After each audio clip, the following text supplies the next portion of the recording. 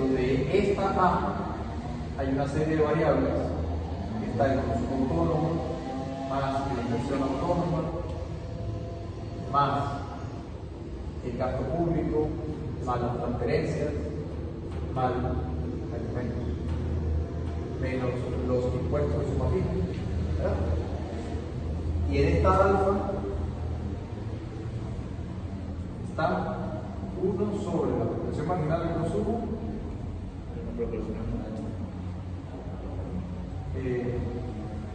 menos 1 más la tasa de impuestos sobre la renta.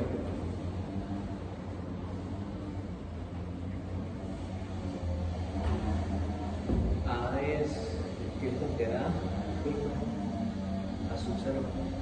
A sub 0 es una reunión de variables. Para mí. No. Como todos estos son variables autónomas, que no dependen a su vez de otra variable, se pueden sumar. Entonces yo las agrupo en una sola variable. Se hace por simplicidad para no tener la función, o sea, para tener una función más elegante, así, matemáticamente hablando. ¿Ok?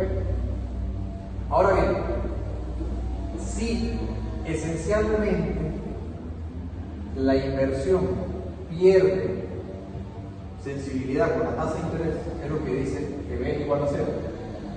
Entonces, fiscalmente, yo puedo, a través del gasto público, mover la IS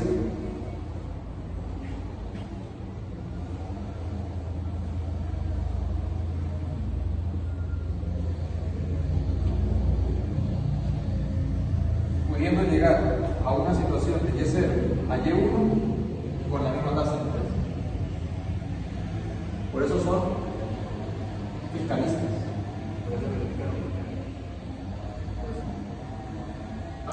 No, porque se parece que su enfoque es más. Exacto, por eso es que su enfoque es a lo fiscal.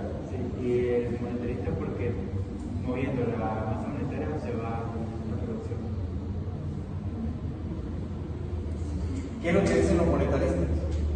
Los monetaristas dicen, no, la inversión no depende de los espíritus animales, la inversión depende de la tasa de interés.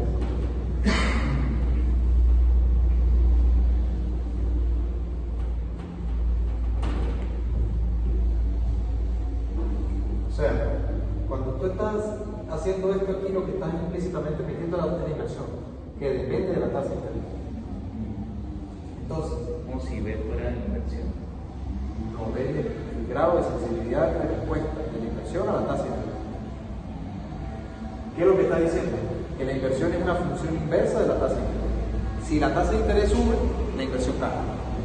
Pero si yo asumo que no es así, que es lo que hace Keynes, si ustedes leen la teoría general, Keynes plantea que la inversión no depende de la tasa de interés, sino que depende, palabras más, palabras menos, de los espíritus animales. ¿Qué se entiende por espíritus animales? Momentos de auge o euforia, o momentos de pánico, o vamos a decir, Si la euforia puede pausa. Si la euforia podría ser inducida por gasto público, pues sabe lo que Correcto, pero en su teoría la inversión no depende de la tasa de interés. Lo que depende de la tasa de interés es la demanda de dinero. Mientras que para los monetaristas es lo contrario.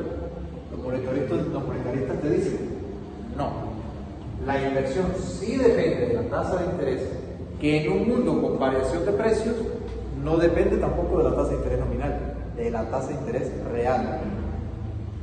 Revisar el capítulo de demanda de dinero del libro de Blanchard. Tasa de interés.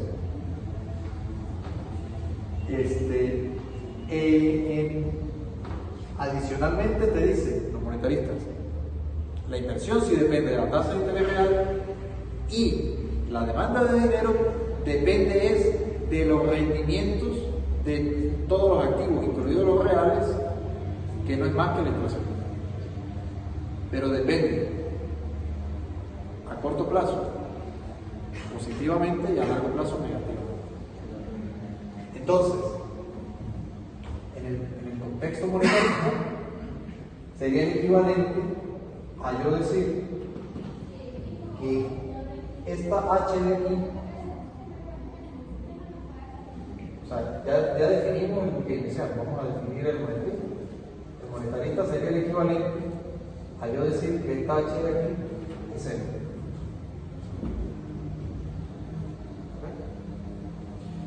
Con lo cual te queda la demanda transaccional, donde esta K de aquí se llama K precisamente porque es la variable que utilizó.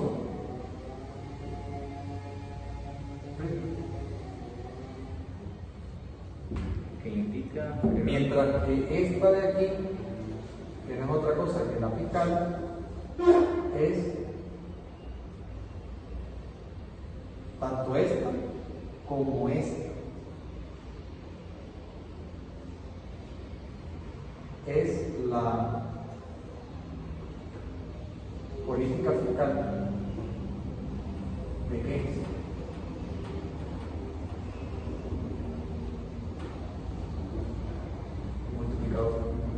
El multiplicador keynesiano.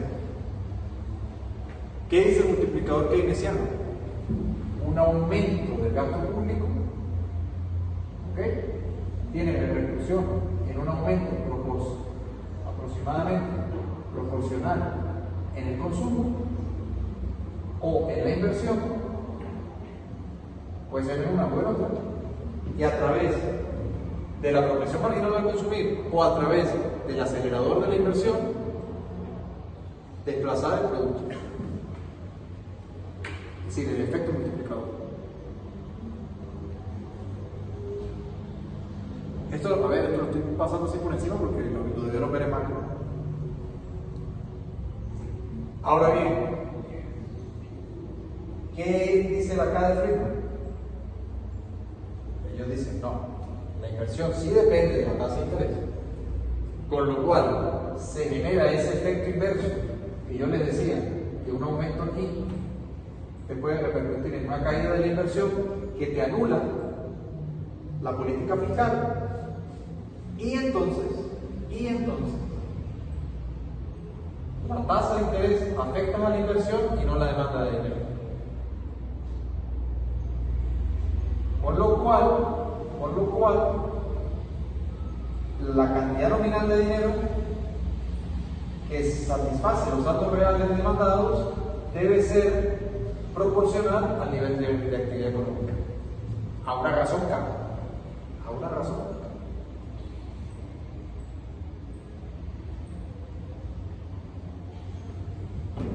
Es decir, si yo extraigo de acá, me queda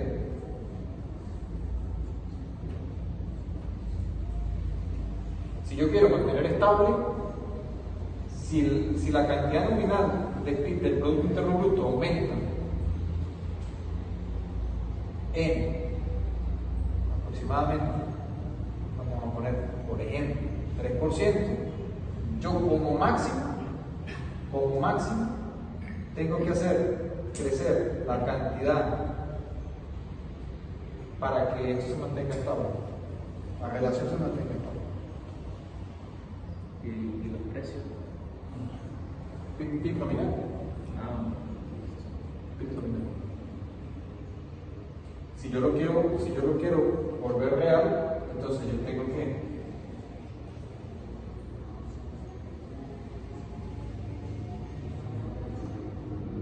precisamente para mantener los precios estables. ¿Okay? Un incremento porcentual del 3% aquí tiene que ser respuesta de un incremento del 3% en el producto esperado para mantener una relación estable en los precios.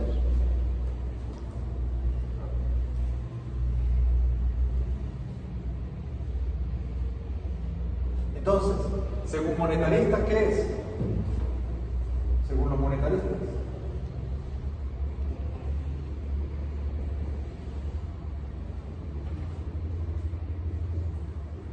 política fiscal equilibrada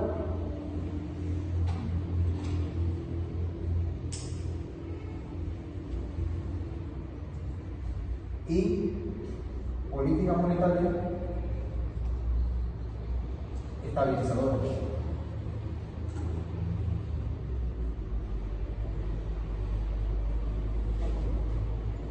Por otra parte, según keynesiano, ¿qué es?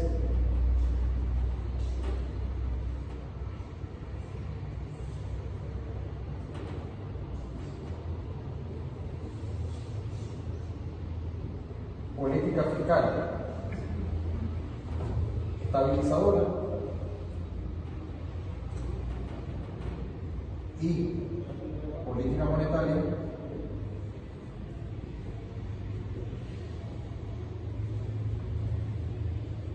acomodaticia.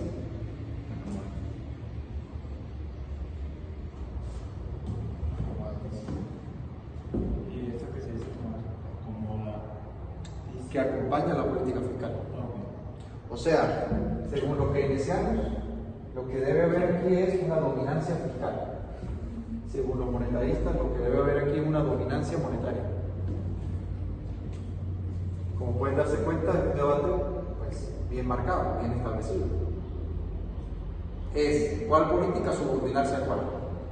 Si la monetaria o la fiscal o la fiscal o la monetaria. Y bueno, depende de qué fase del ciclo estés. Por ahí viene el tema del consenso.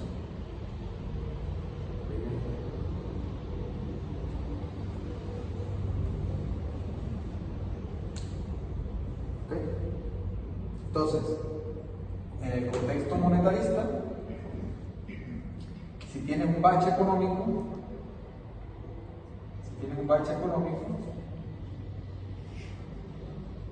una política monetaria expansiva te sacaría del mismo. ¿Y qué hizo Bernanke en el 2008? ¿Política monetaria expansiva o política fiscal expansiva? ¿Quién? Bernanke, en el 2008. Bernanke. ¿Quién es? El presidente de la Reserva Federal de los Estados Unidos en la crisis financiera del 2008. Paquete de estímulo monetario a los bancos. Pues salvó a varios bancos. Bueno, ¿y eso qué es? Política monetaria expansiva. Que está aumentando la base monetaria, reduciendo la tasa de redescuento y directamente emitiendo un saldo monetario de las cuentas del banco, la Reserva Federal, a las cuentas de JP Morgan, Goldman Sachs, Bank of America, etc. Aumentó la masa. Aumentó la base. Y sacó la economía de la crisis. Y no hubo, ¿qué tanto fue la inflación en los años siguientes? Fue prácticamente en torno al 3%. ¿Cómo logran eso? Porque está en esta fase del ciclo.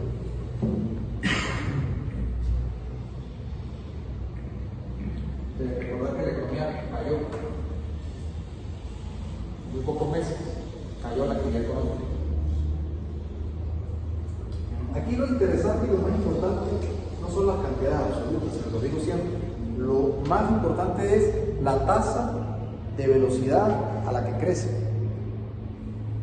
Si la producción está en un nivel, pero la tasa de crecimiento cae, entonces eso va a hacer que la producción del siguiente periodo va a caer. Entonces, si tú ves una serie temporal, es lo que ustedes pueden ver, que viene el tiempo y la producción. Entonces la producción va así y de repente tiene un bache. Bueno, ese bache es retrotraer la demanda agregada hasta acá, teóricamente. En ese sentido, hace una expansión monetaria porque va a tener repercusiones en la producción. Pero yo les digo a ustedes que la política monetaria se hace solamente con carácter de mover variables reales en circunstancias de emergencia. En condiciones normales, no. En condiciones normales, mantener la estabilidad.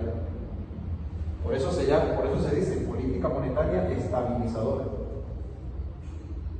Por el lado fiscal, es política fiscal estabilizadora. Ahora yo les pregunto a ustedes, ¿qué pasó en la crisis financiera? No financiera, perdón. En la crisis real de la pandemia 2020. ¿Cuáles fueron las medidas del gobierno de Biden y entre otros gobiernos, por no decir que todos? ¿Cuál fue la repercusión en este caso? Hoy en día Estados Unidos tiene una inflación. ¿Ah? Hoy en día Estados Unidos tiene una inflación. Ok, pero en el 2020 la política que se llevó a cabo fue de tipo fiscal. Porque lo que aumentaron fueron las transferencias,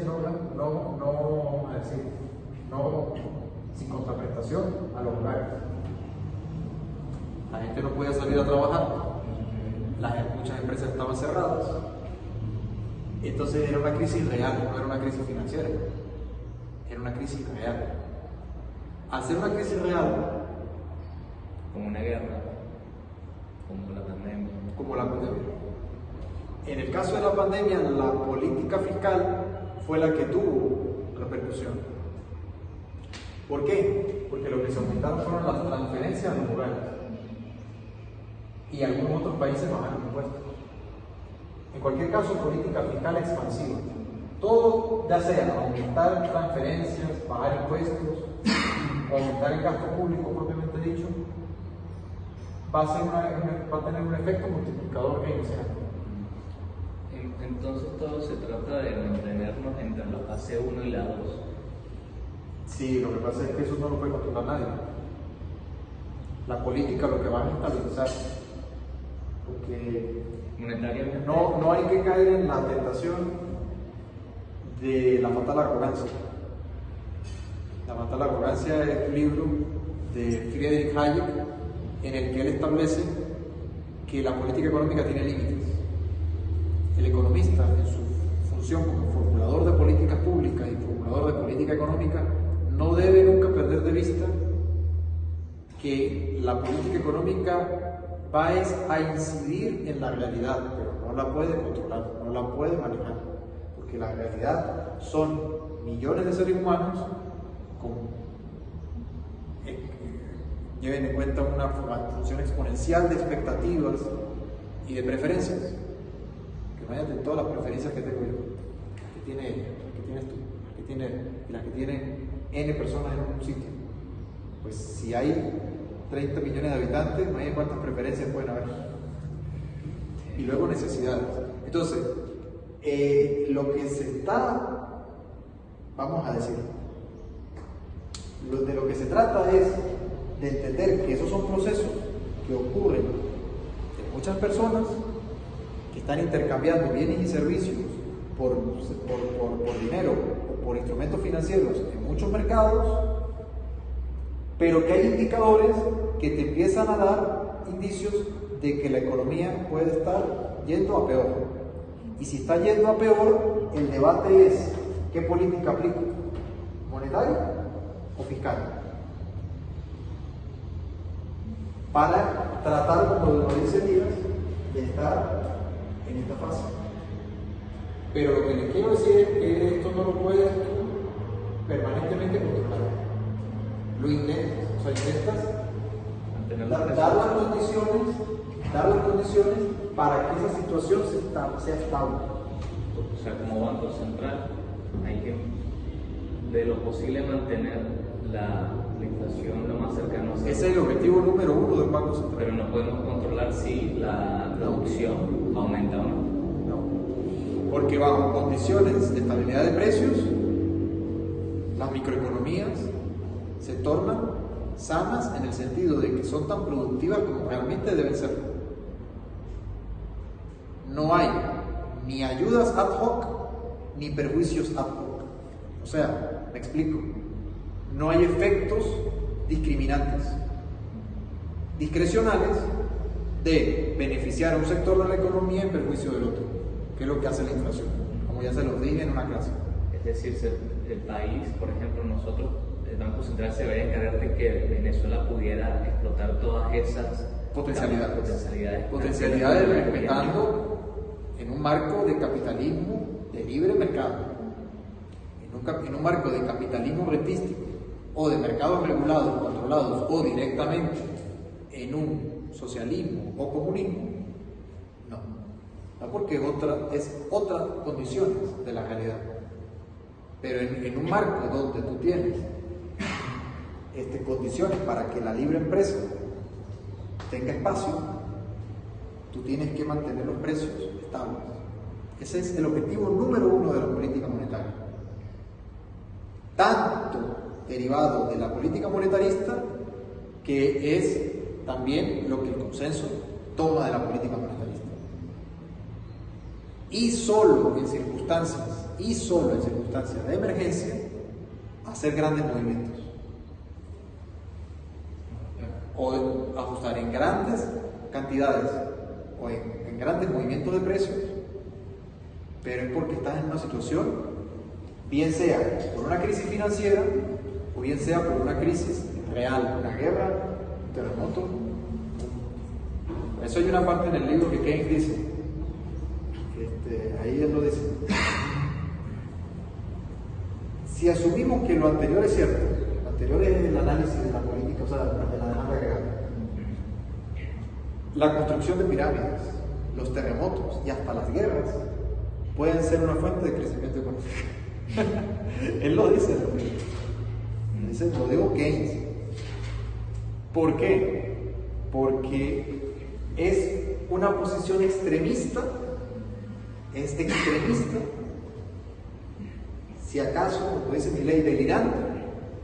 ¿En qué cabeza de su sano juicio va a decir que un terremoto o una guerra es algo positivo, o una pandemia? Pero la cuestión es que en ese contexto la política fiscal tiene más incidencia. Bien sea porque hay que reconstruir, o bien sea porque la gente está paralizada. Pero tiene que seguir consumiendo. En síntesis, todo esto pierde vigencia en Venezuela porque no se dan las condiciones necesarias para que podamos abordar cuál de las dos usar o no, porque estructuralmente no. Sí, más o menos esa es la cuestión, que en Venezuela pierde vigencia porque las condiciones previas no están dadas. Hay que llegar a condiciones previas primero para poder hacer uno. Sí, lo que pasa es que según qué momento tú te encuentres en la historia venezolana, durante buena parte se aplicó fue política keynesiana. Pero fíjense ustedes, y esto es lo que yo rescato de Keynes, y quiero ser enfático: la política keynesiana se debe aplicar solo y exclusivamente si, y solo si, la economía está en una crisis real. O sea, lo que acabamos de decir, pandemias, guerras, o sea, donde hay una destrucción importante de los sectores económicos. Ahí es porque en realidad lo que pasa es que tiene que construir. Sí, entonces tiene que el gobierno, no es que tenga, a ver, es una política, es que el gobierno haga alguna aporte, así sea a costa de crear nuevo dinero. Por eso es que se llama política monetaria acomodaticia. Básicamente es este caso de aquí,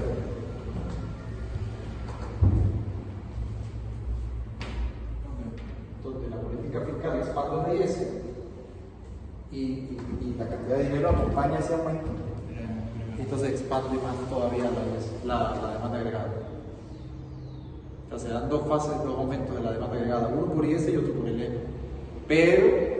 Pero siempre y cuando tú estés en esta fase del ciclo. Porque si ya te estás acercando, aproximando aquí, olvídate, lo que vas a tener es una inflación estructural. Tal es el caso de las economías latinoamericanas. O sea, si tú haces abuso permanente de la política keynesiana, en el límite hay quien dice que la política keynesiana no debería usarse ni siquiera nunca. Sin embargo, la pandemia es una situación en la que demuestra que, oye, tienes que ser pragmático. Simplemente olvídate de las etiquetas y simplemente tú tienes que suministrar un dinero para que el consumo no se caiga más de lo que ya está cayendo. ¿Qué repercusión trae posteriormente?